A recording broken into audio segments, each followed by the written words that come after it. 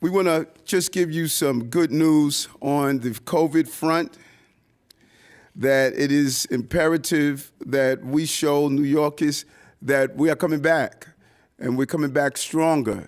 Our schools are open, and I want to thank you, Chancellor Banks. We were clear from the beginning, and I don't want anyone to get this mixed up. Our schools are going to remain open. We are not going to do anything that is going to stop our children from coming into schools. We said this over and over again. So please hear me, New Yorkers. Our schools are going to remain open. This city is moving in the right direction. New Yorkers should be proud of themselves. One of our success in moving our city back to a positive place is that we have the highest vax rates in the nations. And it's because of our work. We listened to the call, you told neighbors and friends, you sent a clear message that vaccinations and booster shots are successful. And this work, we just crossed the 16 million doses administered in New York City, including 2.5 million booster shots. We need to really commend everyday New Yorkers, but we have work to do.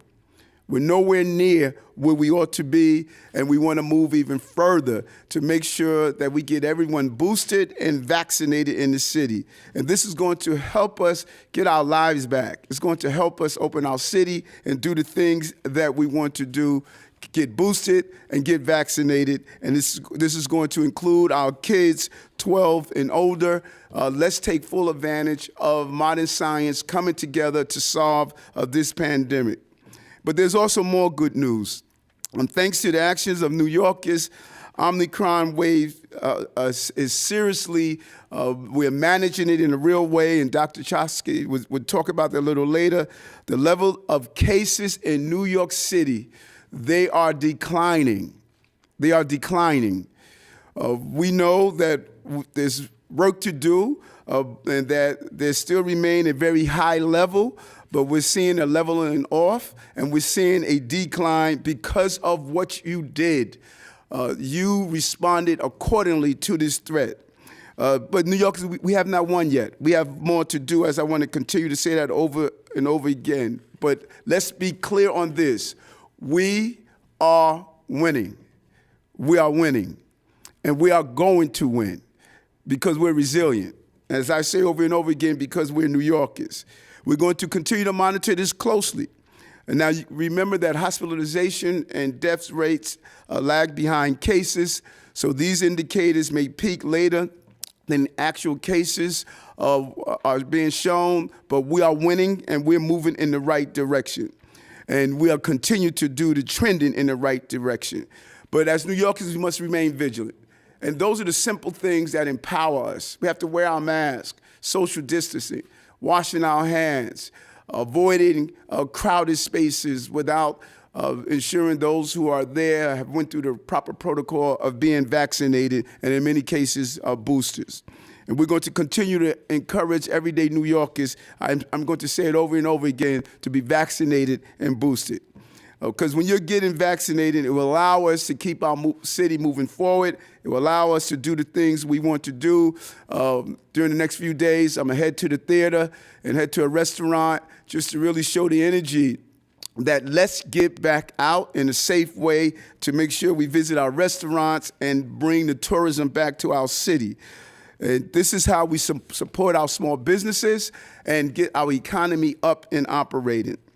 Your actions are making a difference, New Yorkers, and these numbers prove it. So thanks to your hard work, we have been able to keep our schools open so far. My administration determined at day one, we were not closing our schools.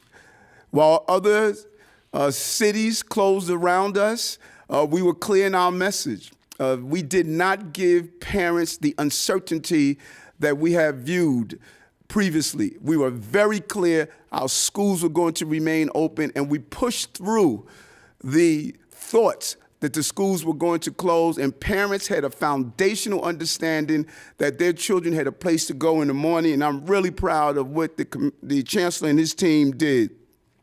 We made two big changes during the school year that brought about the success we believe we're witnessing now. Number one, we distributed 4.5 million at-home rapid COVID tests.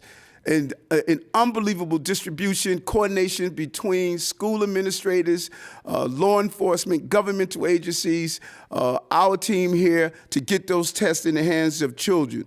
These rapid tests, which is very important, identified 25,000 additional people reported cases. This allowed us to isolate these cases so we would not have the spread based on the data that because a child was infected in school or at school or had COVID, it did not rapidly spread throughout the classroom. So we were able to use the science, the facts, and not fear to properly deploy the resources where they were needed. And I'm really proud of that.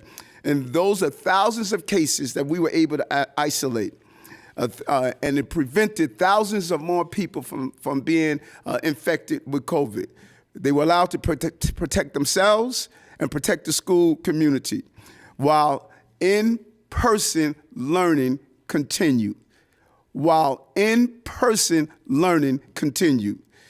Second thing, we doubled down on PCR surveillance testing, going from 10% to 20%.